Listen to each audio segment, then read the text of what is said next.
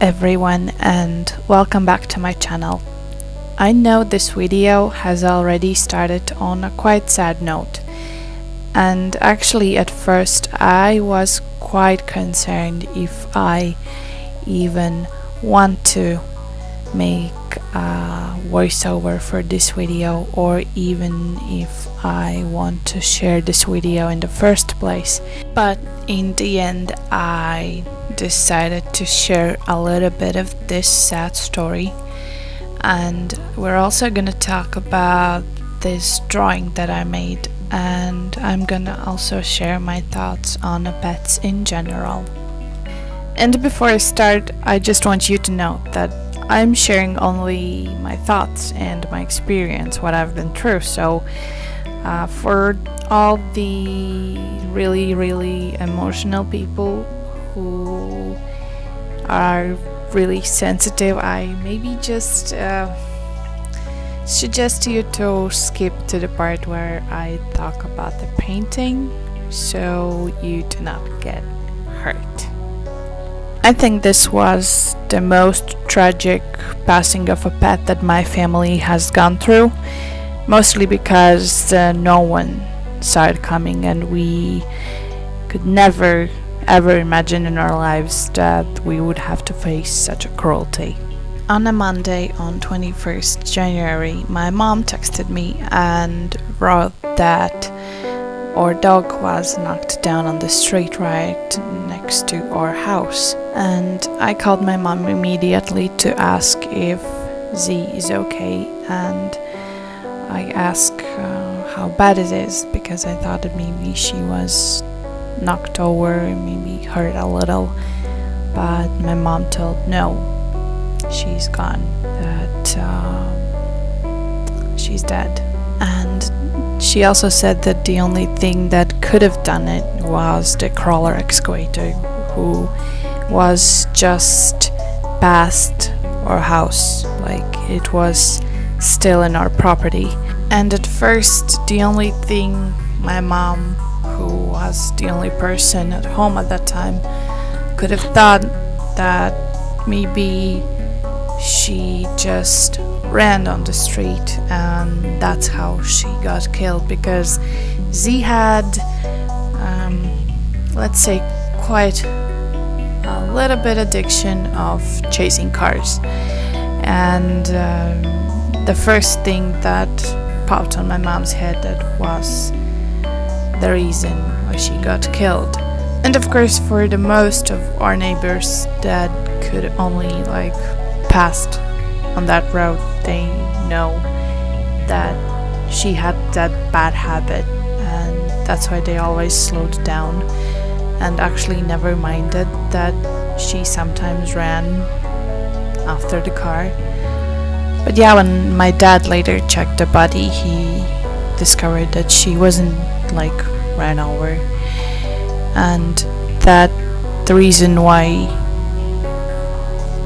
that dog looked how it looked could have only been that it was hit by something heavy, because her stomach was cut wide open and all her guts was just spilled out, and probably she just bled immediately because all her bones was in one place, they were perfect. She wasn't ran over, and if she could have been, then there would probably be a red bloody line after that excavator, but there wasn't. It looked like she was just thrown on the side of the road like some garbage bag. And when my mom showed me, I asked her to send me the picture of her, and oh my god, I can't even say how bad it was. It was hard for me to watch it, and first of all, I was so angry about whoever did this, and how can you even, feel threatened by a dog on a 2-meter up in the excavator? How savage you can be to kill a living, breathing being like that. And only at that moment it hit me that she's really gone.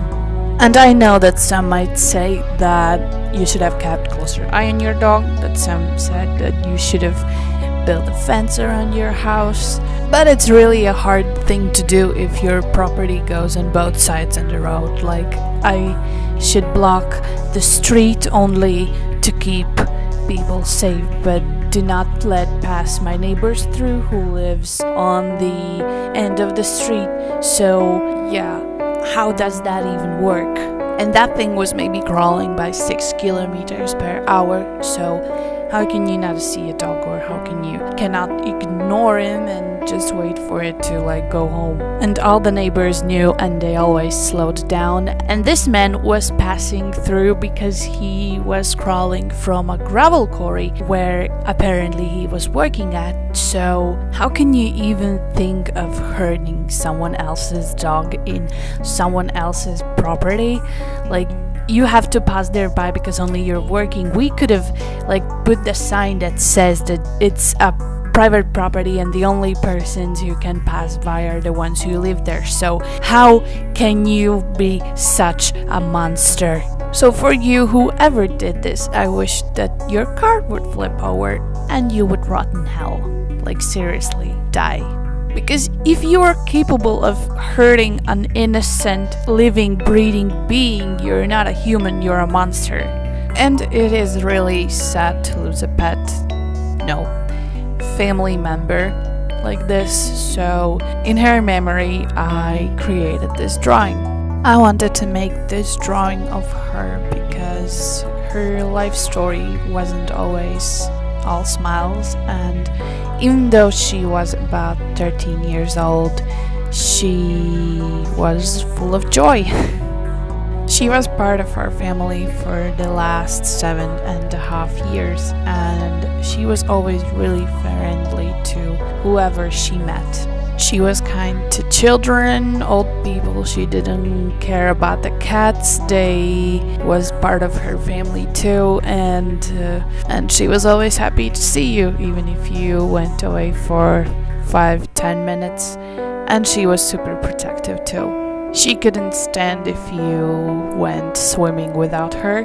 She was chewing on every stick you throw at her, and rocks and boulders were her favorite toys. She was an incredibly good dog. And by drawing this, I wanted to show how beautiful she was. Not only in the outside, but on the inside as well. And I hope she's surrounded by the flowers too. I wanted to draw it in watercolors and kind of keep it as simple as I could. And I wanted this drawing to have kind of tattoo-ish look, and try not to use too many colors, to stay focused on the colors I already chose and not to use too much of a new colors. And I also wanted the background to be as simple as possible, not with too many details, because I wanted her to be a center of attention, not the background. And also there are already a lot of details that's flowers, so I didn't think that I need more. As for Z, I started out with the black watercolor pencil to mark out the darker places in the reference photo. After that, I went in with a wet brush and blended out, and when the layer was dried, I took a really tiny brush and was trying to create the fur. And if we talk about the pets in general, then I'm not really 100% a dog person or a cat person, but that's only because I love all my pets equally, because I can't go around and say cats more or dogs more or chinchillas more. No, I like all my pets equally. In the past, I've had cats and dogs, and desert mouses and guinea pigs and hamsters, and I think that we have to be kind to those little ones that we take under our wing, and that we have to be responsible and think hundreds and hundreds of times before we make the decision to buy or adopt a pet. Because there are hundreds and thousands of people who just think that they can take a pet in one day and throw it away in the other, and it's just sad to think that you can just play with someone else's life like that. Besides Z, we still have one dog and 4 cats. And at my current home with my boyfriend, we have a cat and a chinchilla. And as far for the question if I would take another dog now after Z's passing, I'd say no, not at the moment. And I'd say no only because I don't have a time for one right now. And trust me, if I could and if my house or environment would allow, I would take in all the stray dogs and the cats, but well, unfortunately that's not possible. And our cat doesn't really like dogs that much, and I don't really want our chinchilla to turn out to be a little midnight snack. As for something like favorite dog breeds, I really like Irish Wolfhounds, and I would like to have a Chusky, but only because they're super fluffy. But yeah, this is just what I kind of like, because I'm more a fan of big dogs, not quite small dogs.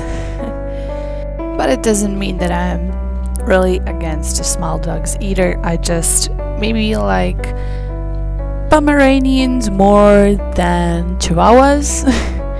And I would probably choose a Corgi over a Russian Toy Terrier. But yeah, taking a dog is a huge responsibility, and you have to think 100 times before doing it. But it doesn't mean that taking a cat makes you less responsible, because cats have needs too, and maybe in a different way.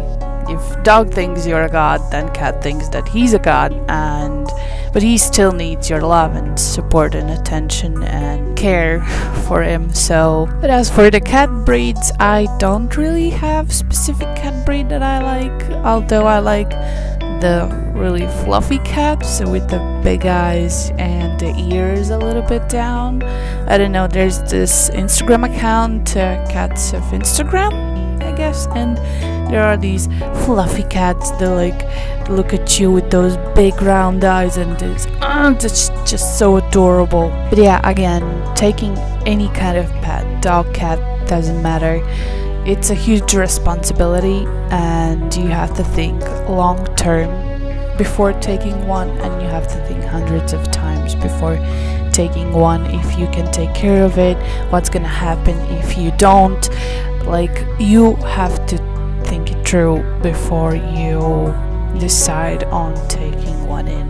But I'm definitely keeping this thought as a possibility for the future. Like, I could take a dog or maybe another cat, who knows, but yeah, for now, no new dogs for me.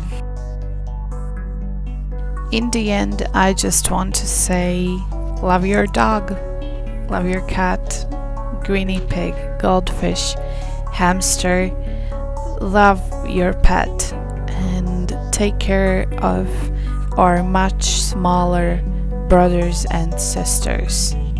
And keep in mind that even if they are just a small part of our lives, then we are their whole world.